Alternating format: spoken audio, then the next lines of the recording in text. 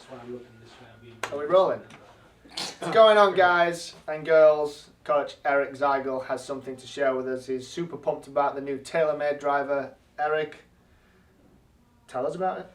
Yeah, so a couple days ago saw that TaylorMade has now launched their new twist face M3 M4 drivers, which obviously just the name itself kind of had me intrigued from the beginning. So did a little research on it, and I think it's pretty exciting what they're kind of doing as far as how they're changing the face of the driver, literally. So, you know, a typical driver face, when you look at it, has a little bit of that bulge on it. And the general idea behind that was off-centered strikes, the ball would want to find its way back to the target line. Yeah, what a lot of people, I'm sure a bunch of people that are watching this know about bulge and roll. Yeah. But just for those that don't, what is that? Yeah, so I won't go too far into it. There are a lot of other videos on YouTube that explain it. But bulge is just, there's a little curvature on the front of the face. So if you hit the ball out of the toe, there's what's called gear effect. So the ball is going to kind of work its way back towards the center of mass of the driver.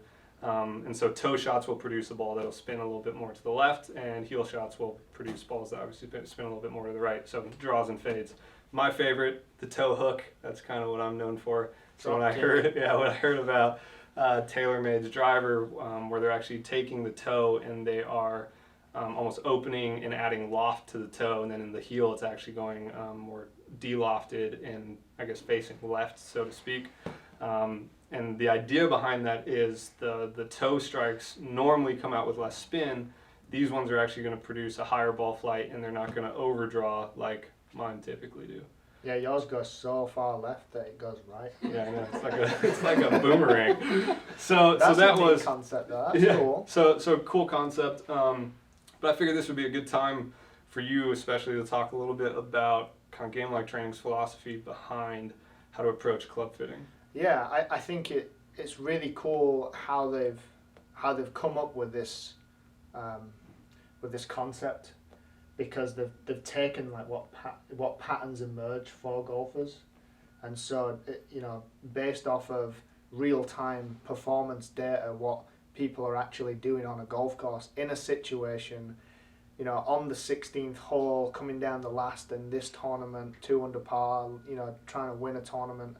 The actual strike patterns that lots of golfers have, and so they have the biggest and best sample size of data to make a good decision on the design of a golf club. Where I think, and you allude to it previously, and you've said this all the time, for the most part we've always been about just distance, and I think taking this concept and how they've done it a better way than previous history.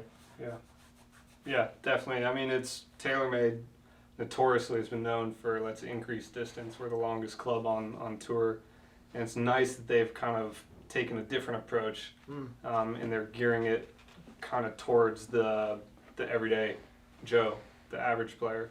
They've looked at the misses that these players typically have, and they're actually trying to help people find more fairways. And I've never really been a TaylorMade guy. I've liked them at one point and then kind of fell off the map with them.